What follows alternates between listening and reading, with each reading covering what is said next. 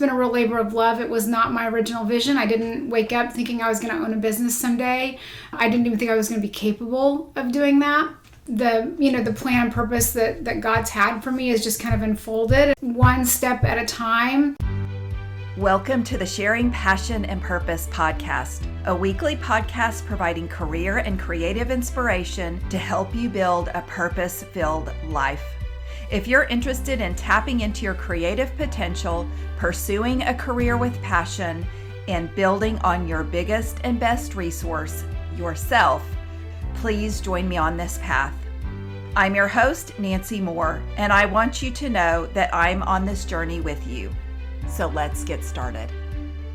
Jenny Guthrie describes herself as a family nurse practitioner by certification and a business owner by accident.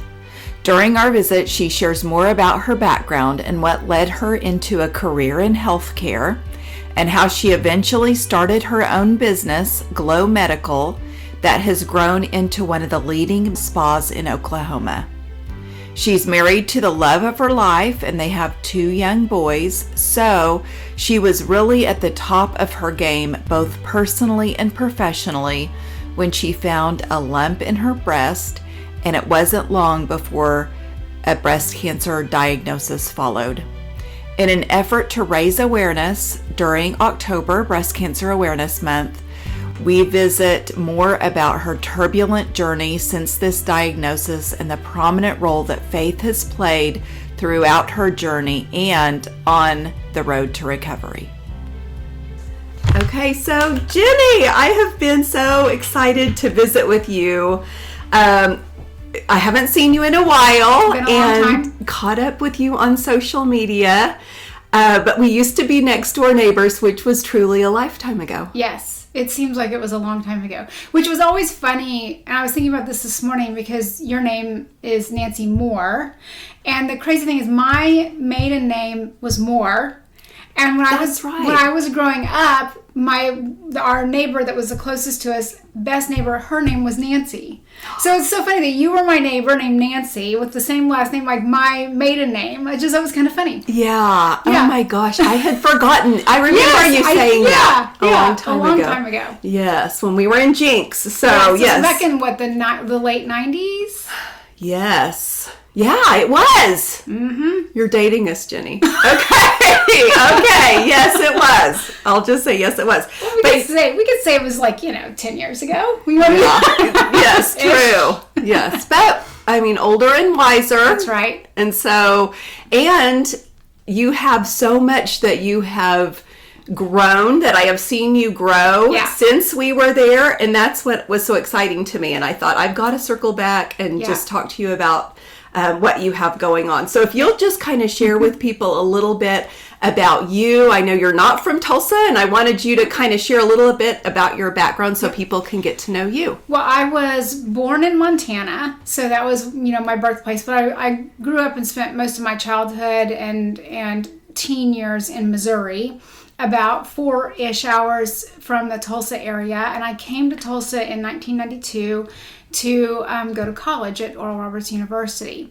And, once my parents moved back to Montana, when I left Missouri, and so there really wasn't, much for me to go back to. My grandparents had passed away. So there really wasn't like a hub for me to go back to. So that kind of forced me just to stay, in this area once I graduated. And of course, when you're in college, you get a job, you get to know people and things like that. And so I had a job coming out of college. And I love the area. The cost of living here is great. It's easy to get around. And even since 92, Tulsa has changed vastly, and that, the shopping is better and restaurants and all the things are very different than when I came here. But where I came from, Tulsa was this big metropolis compared to like the town I grew up in. I think we had a Sonic. We didn't even have a McDonald's when I was there. And that's crazy if you don't have a McDonald's. And we didn't have a stoplight. Like it was this, Oh, it's tiny town. Town, right. So Tulsa was really big. So it had pretty much everything, that I wanted. And so I've stayed here, and this this is where I'm happy to call home.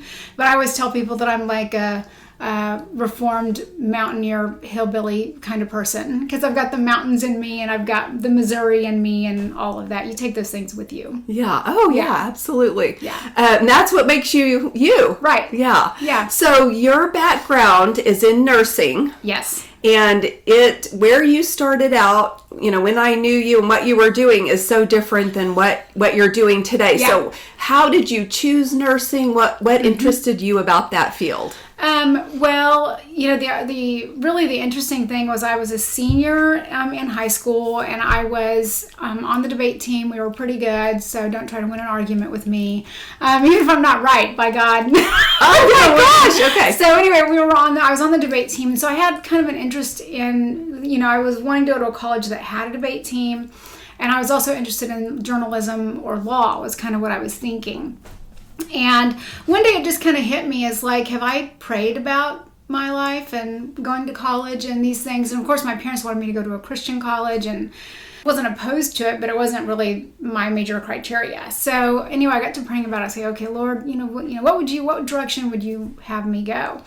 And the school that I was at, the high school, had instituted like a MA program where juniors and seniors could participate in the program, and when they completed the program, they would be then certified medical assistants. So right out of high school, they could have a job, doing that while they were pursuing maybe other things. That's I was very smart. I had no interest in that. Like, I didn't want to do the program. I thought it was ridiculous. I really had not one iota of interest. Well, I felt after I prayed, I thought I should go talk to the school nurse. Why on God's green earth? I have no idea.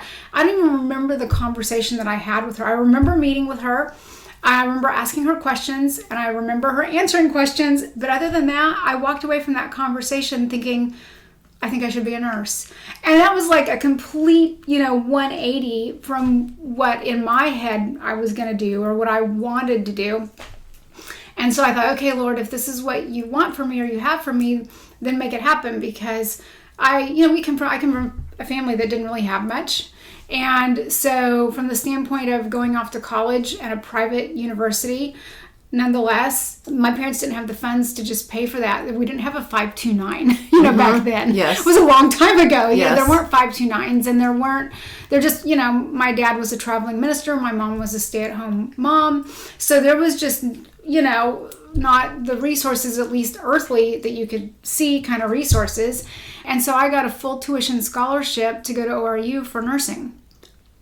Right. And so I was like, okay, all right, God, it's interesting when you're kind of led that way, and doors are opening. Yeah. And I mean, obviously I had to put in the work through my schooling to have good enough grades and, all of those things. So I did my part, but then ultimately, God did his part. So then I went to ORU and was in the nursing program.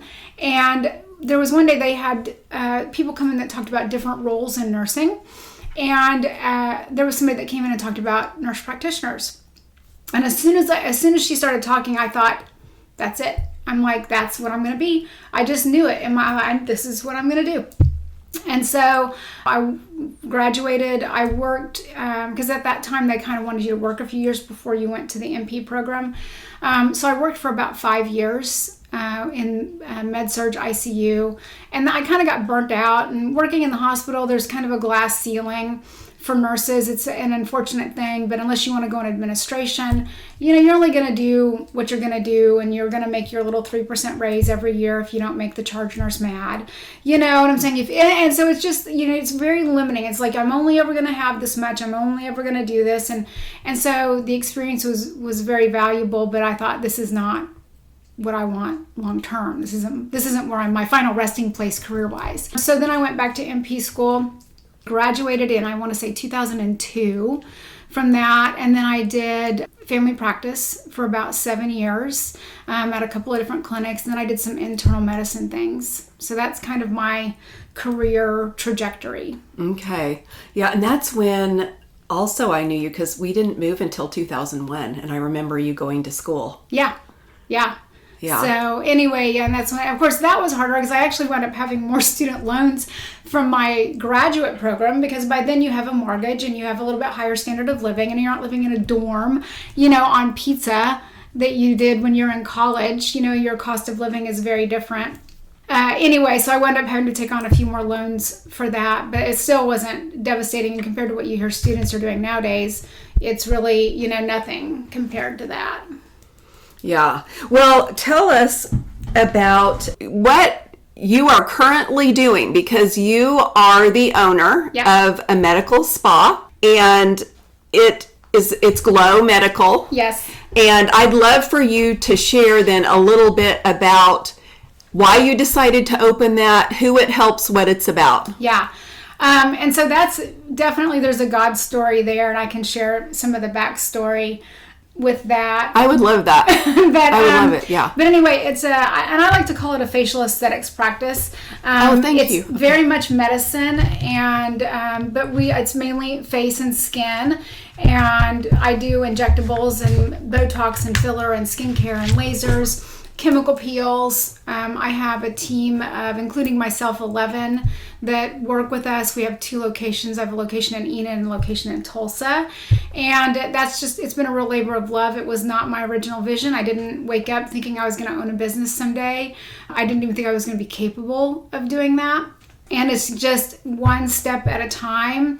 The plan and purpose that God's had for me is just kind of unfolded, and I just have to take a step and work in that step, and then I wait and take another step, and so if you would have told me back when we were neighbors in the 90s that I would wind up running this kind of a business and whatnot, I would have absolutely laughed at you. It would have been completely inconceivable at the time. But it's really, I feel like I am definitely walking in the plan and the purpose that God had for me. And so, I look at it a lot of different ways, because I provide employment for people, and I like to challenge people, but I want them to be the best they can be. Right? And so when they come in, the goal isn't that for their time that they're going to be there, that they're stay the same. I want to encourage them and provide opportunity for them, and let it be a place for their dreams as well to kind of unfold. And then providing a service to our patients. Of course, it's very relational what we do. Unfortunately, I think in the med spa industry, there's some people that have, given it a bad rap, and sometimes things in social media and our culture and things like that. And it doesn't have to be all of those things. And so I feel like sometimes I have to work a little bit harder because of those things, but that's okay. I'm all right with that. That's fine. I'm willing to do it. But the way I look at it, because I have a lot of ladies that come to me that are believers, and I have some, that aren't. And it's really interesting, the conversations I have with women. And some of them feel guilty, or they feel like they're being vain, or whatever word they want to use. But I'm like, well, if it's wrong for you to receive this, what does that say about me? Is it wrong for me to administer it to you, right? And I it's one of those things. It's very clear looking at my trajectory that this is the path that God wanted me to walk. And so from that standpoint, it's like, then it's not wrong for you to be sitting in this chair. It's not wrong for me to be here.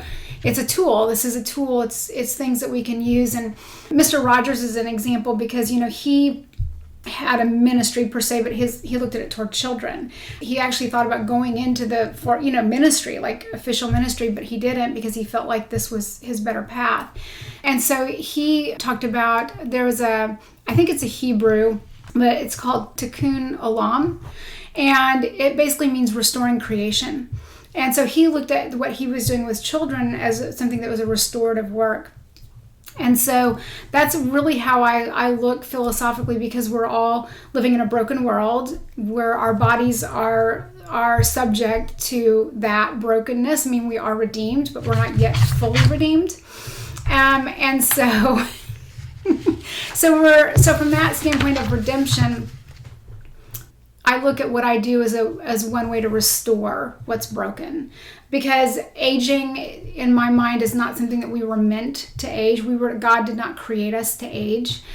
He created us to live forever. That was his original plan and design for us. And I feel like that's in our DNA. And that's why aging for a lot of us is so hard, because there's a mismatch between what we feel on the inside and what we see in the mirror.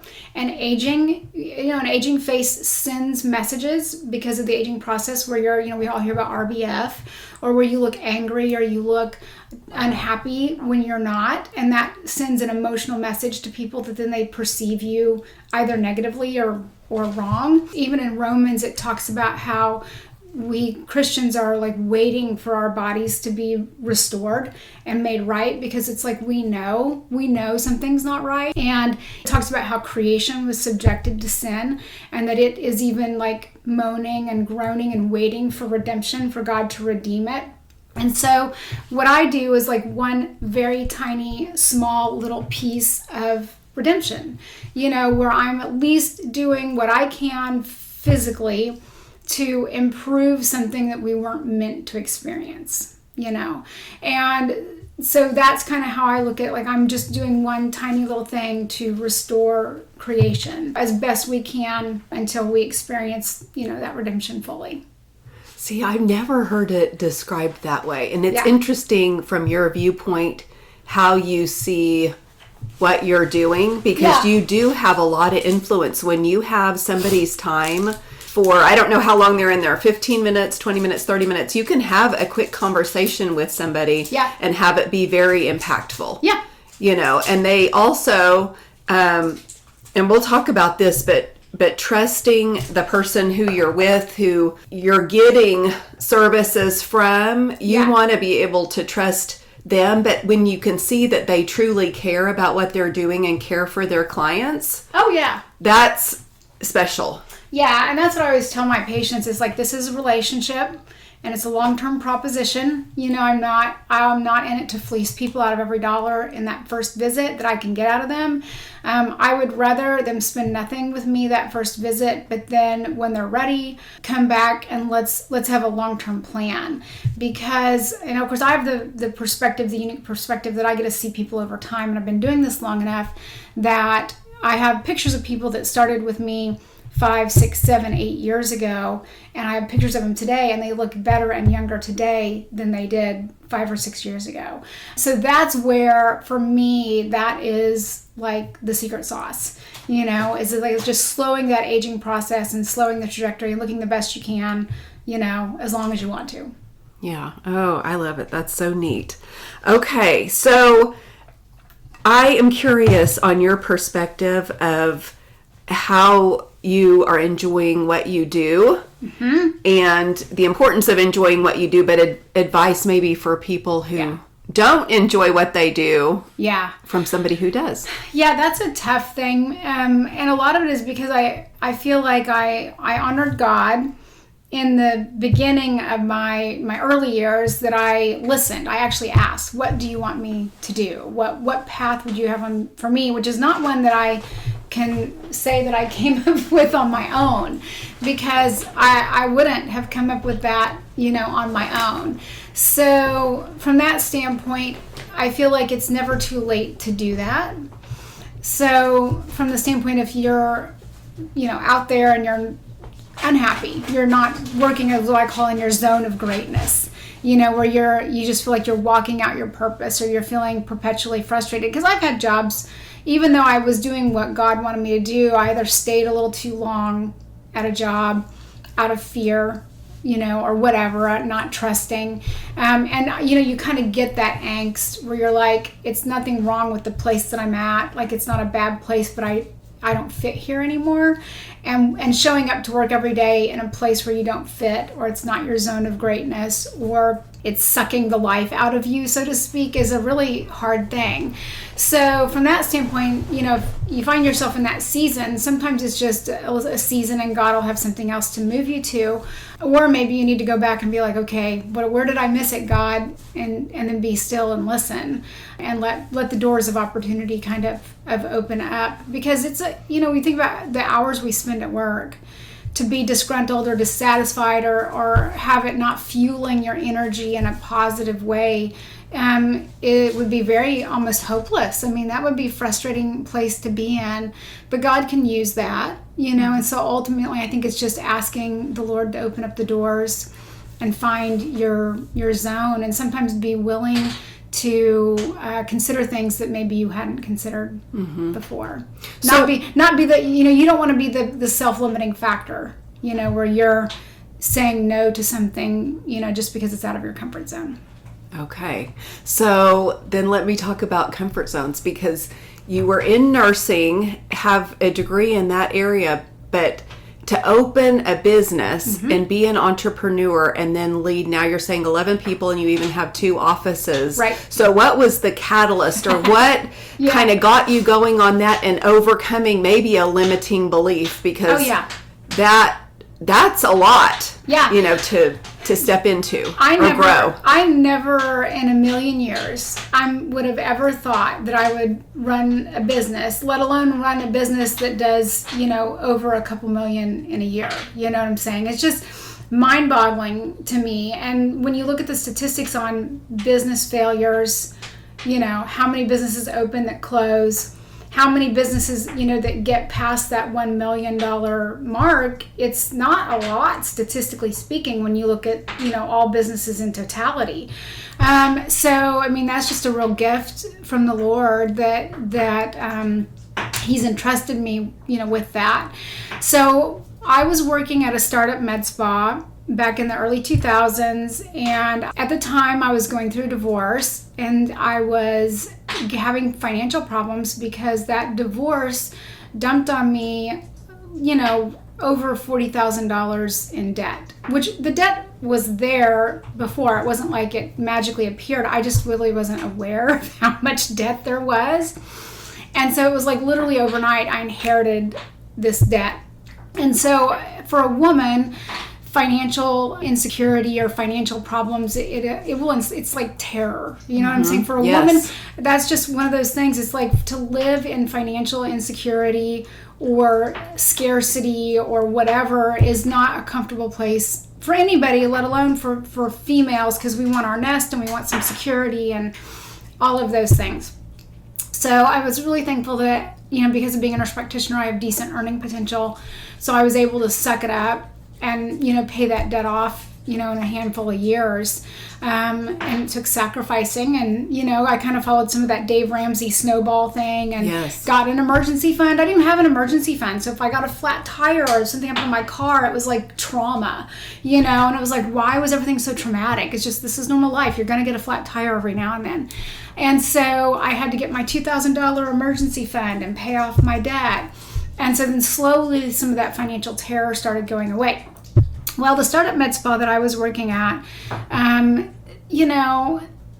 as good as they were, the thing with the med spa world is people think you're going to make all this money, and they get this big building and they get this big payroll and they buy all this equipment and it's very expensive and they get this massive overhead, and you don't realize that there's seasonal ebbs and flows, there's economic factors, there's a lot of different things. And so, of course, I had no business experience. I'm, nursing student, nurse practitioner, all science, but no business. And so I got to watch how this business basically sank like the Titanic. And we always tease that those of us working were like the rats scurrying around on the ship, trying to keep the ship afloat. And I was trying to buy a house, out of my divorce, and I was trying to get some stability back in my life. And at the time, you cannot have a change in your job because you'll lose your lending, your mortgage lending. So I was like, and this company was completely failing. And one day, the doctor that was working there, he came to me and said, they're going to evict us out of this building tomorrow. So I had like a 24-hour, and he said, do not tell anybody else. So I packed up in my office things that were like important that I needed, not company stuff, but my license information, my continuing education, different things like that. I packed it up and took it home that night. I came into work the next day. I knew it was going to be a long day. And by the end of the day, it was like 9 p.m. that night. And we were like throwing equipment into our vehicles, because they were going to lock the building that night at, I don't remember what time, but it was like 9 o'clock at night, and I'm throwing liposuction equipment in my car and the autoclave and medical supplies and all this sort of stuff. And all of us, these employees, were all like scrambling around. And it just kind of hit me. I thought, what am I doing here? I am a professional. Like, I am a medical professional. Like, why am I here? Like, what has happened in my life that I've wound up in this place? And I thought, never again will I ever be in this position. So I stayed with the company, as long as I possibly could. And they relocated and kind of revamped, and I closed on my house, and then I left that company and I went to another job. But, at that company, they hired me on with no injection skills, and they provided training. And back then it was kind of the Wild West. The injection world it's still kind of the Wild West, but it was even more the Wild West back then. But I at least got the basics of training. The other thing that I did was they were not paying their bills. And so we couldn't order Botox to provide our patients because Allergan cut them off because they hadn't paid their bill in long enough. And so the doctor and I, we opened our own Allergan account. And so what I would do is I would say we need Botox because I was trying to keep the place open. Like, we've got to have Botox. They would cut me a check for the Botox. I would take it to my bank. I would deposit it in my bank account, make sure it cleared and didn't bounce. So I'd wait a few days. Then I would order the Botox and pay for it myself. And I'd just pay for it as we ordered it. So from that standpoint, that was how I was getting the Botox for the company the last little bit that I was working there because they were in such bad financial condition.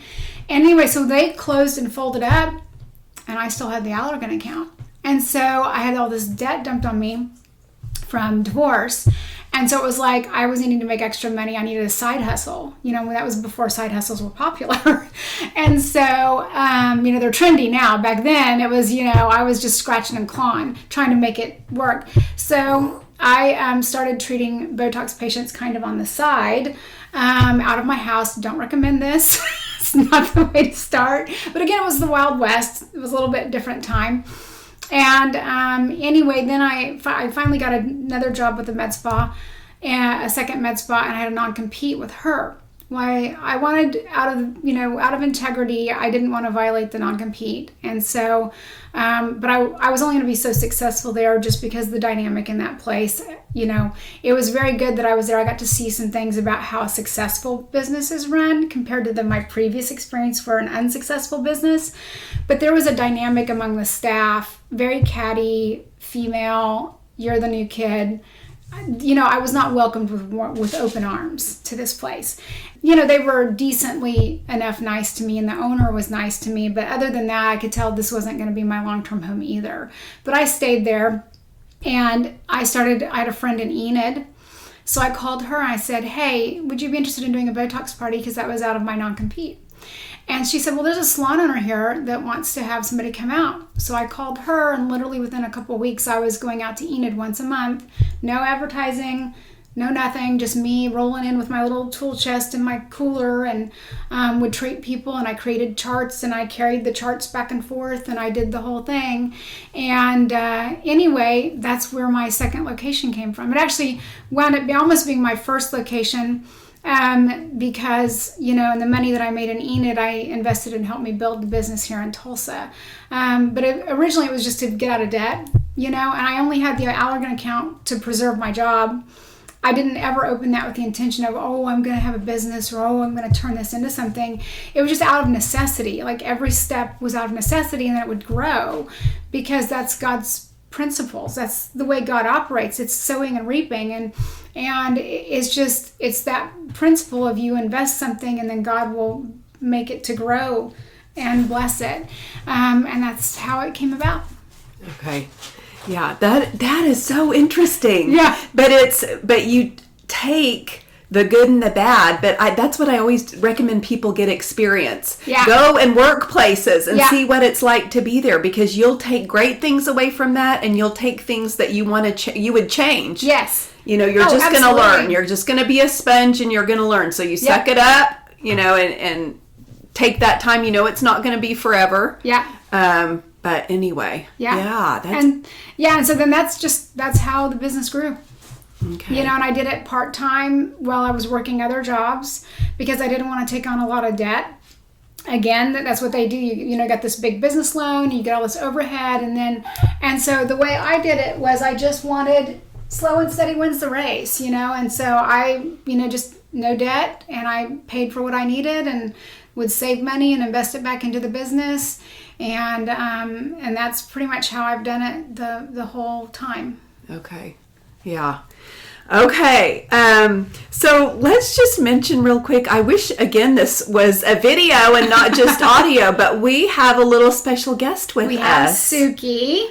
So if you hear rumblings in the background, it's her. So Jenny brought Suki, and it was such a treat because I've only seen Suki on social media, and Suki is adorable. Yeah, so if you hear anything in the background, in fact, Suki's up by the microphone now, so we'll have to see how it plays out. But anyway, it's been so fun to have Suki with us. So, okay, I do want to switch gears a little bit because when I reached out to you, you had shared about having breast cancer. Yep.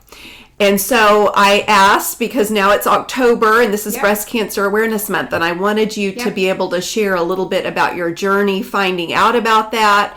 But I said, I don't want it to be something that is taboo. I want to be able to just talk about it. And so if you'll kind of share your journey with that a little bit. I mean, of course, this is one of those things that you never think you're going to have to deal with, right? This happens to other people and not you. Yes. And so, but that's really not the case, because I mean, statistically speaking, 1 in 8 women are going to deal with breast cancer in their lifetime. And I had no family history of it whatsoever, and really not much cancer in my family to speak of at all, any kind of cancer. So it really just wasn't one of those things that was on my radar. And anyway, I felt a lump myself when I was changing clothes in November of last year. And I had some lab work done in October that kind of was funky a little. I had some inflammatory markers that were kind of up. And I'd gone through a lot of stress. I mean, owning a business, is, despite the fact that God has led me into this, I mean, there are things that are very stressful and with running a business. And so I just attributed it to the stress and whatnot, but I really think the cancer was present in October. I just didn't really know it.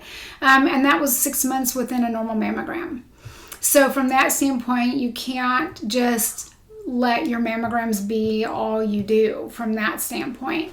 And so that was really interesting to me, because I'd had a negative mammogram. I'd never had any abnormals or anything along that line. And but anyway, I felt the lump, and it was kind of around my period. And so I just thought, let's just wait and see. So I waited a couple weeks, and I went to my primary care doctor about it.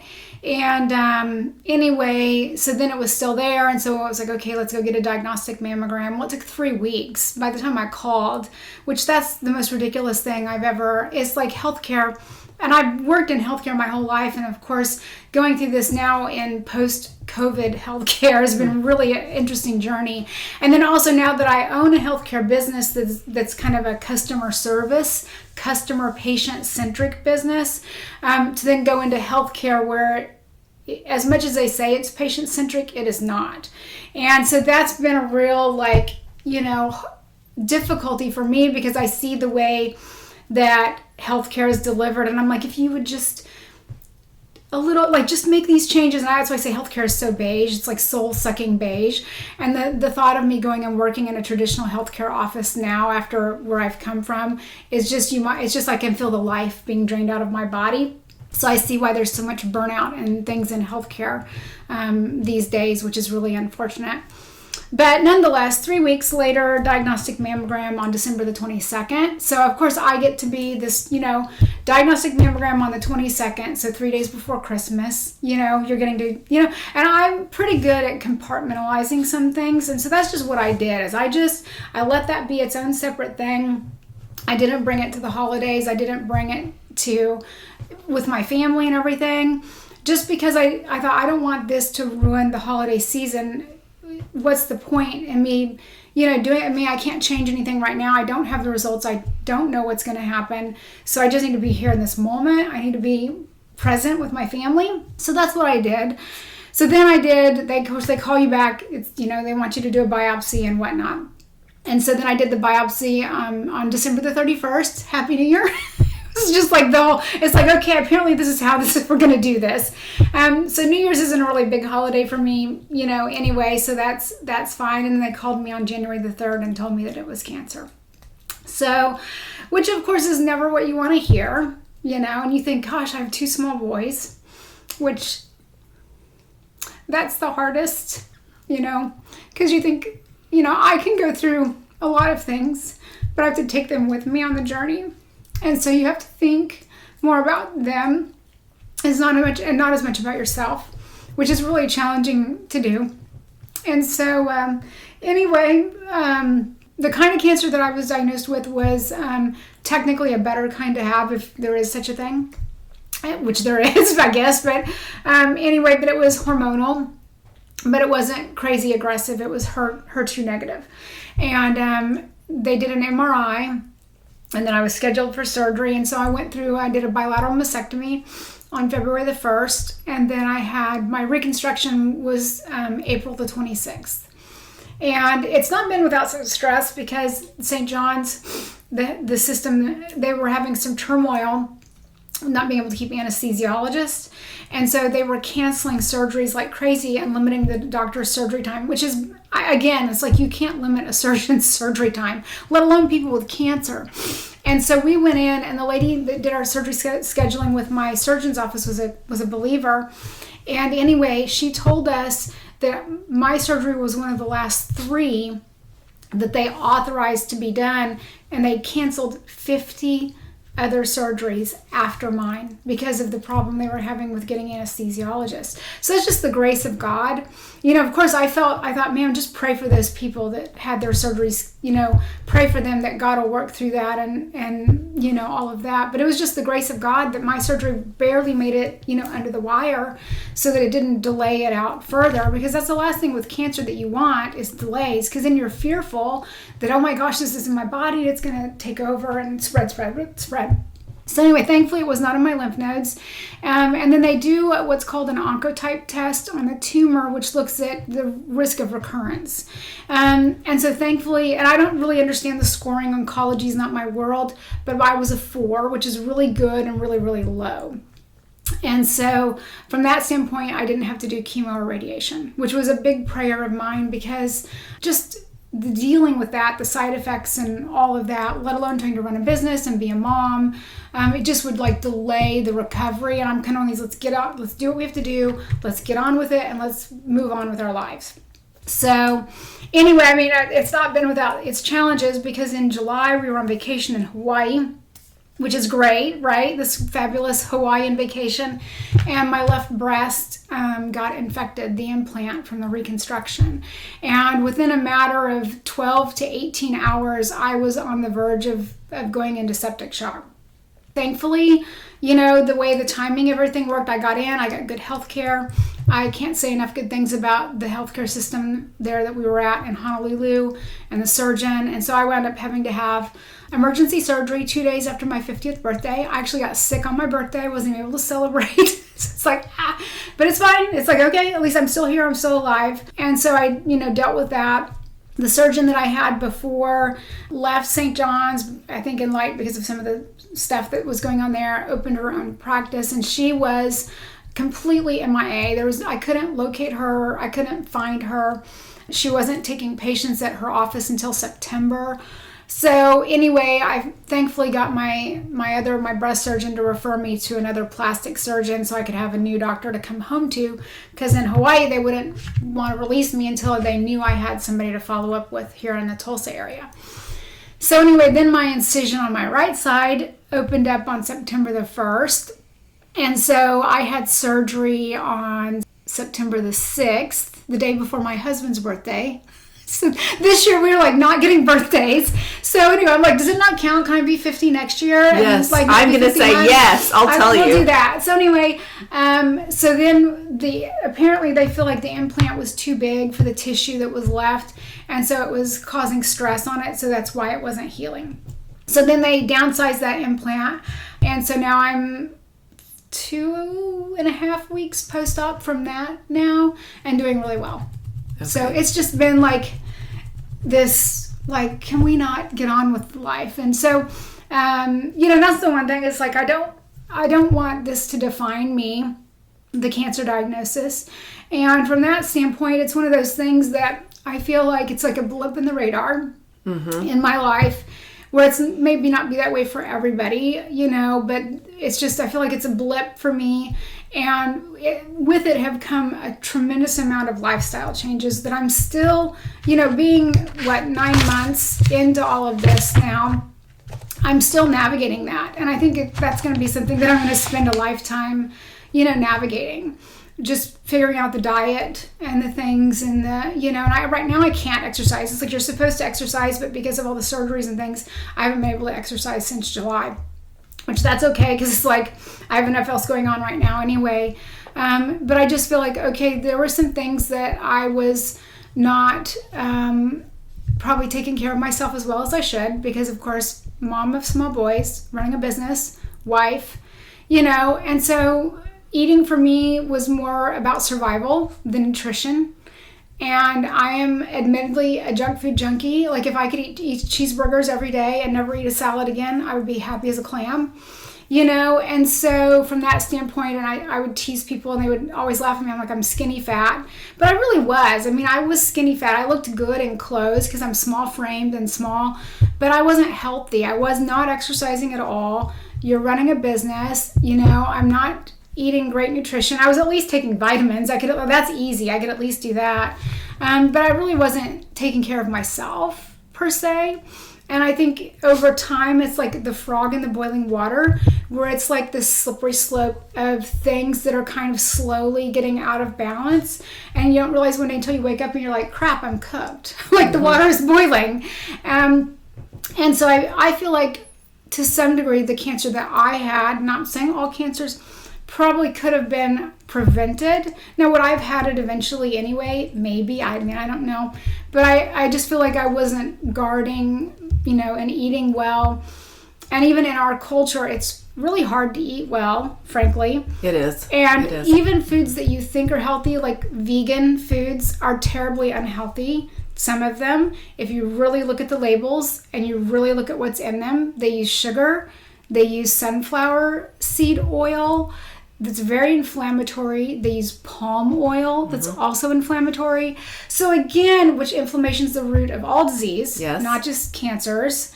And so from that standpoint, that has been and then cooking at high temperatures, smoked foods, processed foods, charred foods, blackened foods. Yes. Okay. And so all these things, it's like, this has been a big, like some things I'm like, what are you even, what?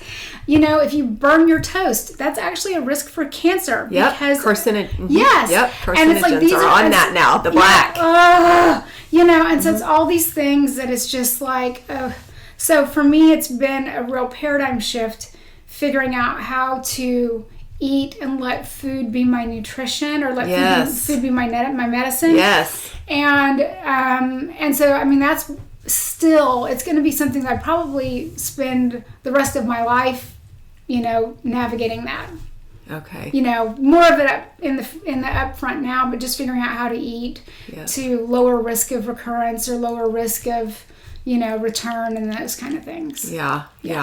Well, that's so interesting that you are figuring that out. Yeah. About your lifestyle, because people aren't seeing you, but you are teeny tiny and you look like you're in great shape. Yeah. But what's going on, on the inside is different, especially if you're battling stress. That's very hard for your body to deal with in a lot of ways. Oh, yeah. And you can eat apparently whatever you'd like. Well, that contributes though to the inflammation, the sugar and all of that kind of stuff. So it's such an investment in yourself to eat well. Yes. And it's interesting because for me, I feel better when I eat better. Yeah. And so for me, it's like fresh, whole foods. And I try to do that as often as I can. So I hate that you had to go through that. Thank you. But it's getting your health on track. But honestly, now the way you are living and cooking for your family, your boys, your family, you're going to be better off in the long run for it. I mean, my 9-year-old, he pretty much only eats chicken nuggets, so I'm right now there's a phase, and if you can sneak Yes, different stuff in. Slowly trying to do that. But I mean, yes, because it's been a real education. Because I mean, to be honest with you, if it wasn't for the cancer, I wouldn't care to eat super healthy. Yeah. I don't. It's not my thing. I've never, I mean, it's great if people want to do that. I mean, I've done fitness competitions in the past, and that's not always healthy the way it's not always healthy. For some people it can be, but for some it's not. But anyway, it's one of those things where I've done those things, but just as a general lifestyle, like I liked some healthy things and I like some fruits and vegetables, but to be consistently mindful of what you're eating and really looking at those things, I didn't care. Okay. And I didn't want to care. I just didn't. And so this has forced me, into that, because I don't think it's something that I would have done on my own. Mm-hmm. I can guarantee you I would not have done it. I mean, I love Sonic. I love brownies. I love all the things. I love Mexican food and tacos and I'm a foodie. And so this has been a little bit challenging for me because, I am less of a foodie. Suki's drinking the water here. I brought coffee. So Suki's getting the water. Okay. Yeah. If you could hear her, she's lapping it up. I love it. Okay, so if you'll kind of share then, I think you've shared throughout, but I'm going to ask you specifically how your faith has come into play in this journey that you've been on in your life and most recently. Yeah. Okay. Goodness sakes. Well, of course, with the cancer thing, when I was diagnosed, I really limited who I told. I didn't blast it on social media.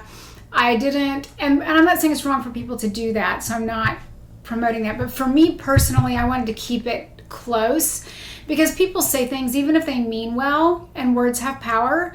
And so we were really trying to limit the amount of negativity around me because there's enough of that internal in all of us that we don't need it externally. Yes. Yeah. So from that standpoint, I just kind of kept a very tight circle of people that I knew were like-minded in faith, that I would share what was going on and ask for prayer. And other than that, I only told people as I had to. And of course, running a business, I had to let them know and all of that. And so ultimately just, learning to stand on a few specific Bible verses, quoting them out loud to myself, especially as I was home recovering, I had time to have quiet times and, better than what I normally do, even, with my normal routine. And so just really kind of focusing on getting in the Word and then trying to educate myself about cancer during that time as well. So that way I'm using the time, for something that's going to be beneficial for me long term. But just really kind of digging in and kind of taking out all the negativity, Mm-hmm. And then, God would send people across my path who would, either pray for me at a critical moment, or people who, sent flowers or gave us DoorDash or all these things. It was very, very helpful, going through all of that. And for me, it's I still feel like I'm in process because from the standpoint, this year's really been full of a lot of disappointment. Not even the cancer, but is cancer very disappointing? Of course. I mean, it's really awful because you find you go into the cancer facility and of course you see all these other people that are on a very similar path that you're on, but they all have their own journey with it. And you just think, why am I here? I do not belong here. But then it's well, does that mean the other people here actually do belong here? No. I mean, they don't belong there either. None of us belong in that place because that's not God's, perfect design for us, and so I always feel like these things in illness and sickness is a distraction. It's a way to distract us. It's a way to drain your resources because it's expensive. Having cancer is expensive, and having surgeries is expensive, and the healthcare costs that come with that, let alone you lose work, you lose, those things. And so all of those things can distract us from our purpose and the plan that God has for us. And if we can get our eyes off of God and onto the problem more than on God, then I feel like even if the devil doesn't kill you with cancer, if he can distract you and steal from you enough that you you get off your course, then he's happy with that. He doesn't have to kill you with the cancer. He can just kill your dream or kill God's dream or God's purpose for you. Which ultimately he's not killing God's purpose, but he's allowing us to get our eyes off of that so that then we derail ourselves, because it's not God derailing us from that. So I've literally had to cancel so many things this year, which has still been so perplexing to me. It's like, why? There were all sorts of things that I had planned for the year. Canceled. And it's like, why, God, does all of this have to, be? And I really don't know I don't know yet, but I do feel like that I wasn't off course per se, but I think I was getting my eyes on something different than maybe what God really wanted me to have. And so, not that God did not give me cancer, do not hear that. God did not give me cancer, but I think he can utilize those things that the enemy tries to really derail us with. God can take that to refocus us and recalibrate us if we allow him to. And so that's been something that I've really focused on this year, is kind of recalibrating. Okay, I need to take better care of myself, because if I'm not around, what's the point of anything anyway, right?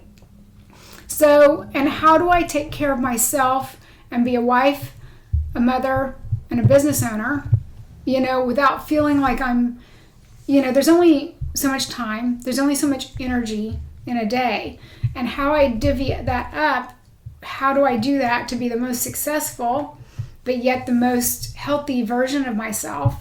And that's, again, I'm still working that out. Like that's again, a journey that I'm on that I don't feel like I have any great solution for. So sorry, I'll have you back and we'll talk again. We'll do a follow-up, Jenny. Right. So I still feel like I'm in process with that, and that's okay as well. I just have to not fight it, because I feel like for, the first part I was like fighting it, like just hanging out. Okay, I'm not going to let this derail all of my plans. And it's like, at a certain point, it's like, okay, well, obviously it is going to derail my plans. And so then I have to let that go. And so then what do I hold on to instead? And ultimately that's just kind of the waiting period that God sometimes has us in. And I was reading a devotional about being hidden, in the seasons of life where we're kind of hidden. And we know there's more in us that God can use or do something with, but it's just not the season for it. And that's kind of where I feel like, okay, I'm in that season, and it's a really challenging season for me because I'm a doer, I'm an achiever. I like to check things off my to-do list. If you give me a goal, I'm gonna go after it. And so this is not a season for that.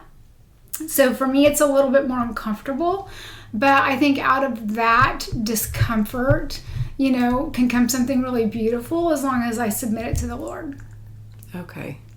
Oh my gosh. I've always admired your faith, and so it's really neat to hear you share from that perspective, on your perspective on, having breast cancer and your faith. So thank you for that. Oh, of course. Yeah.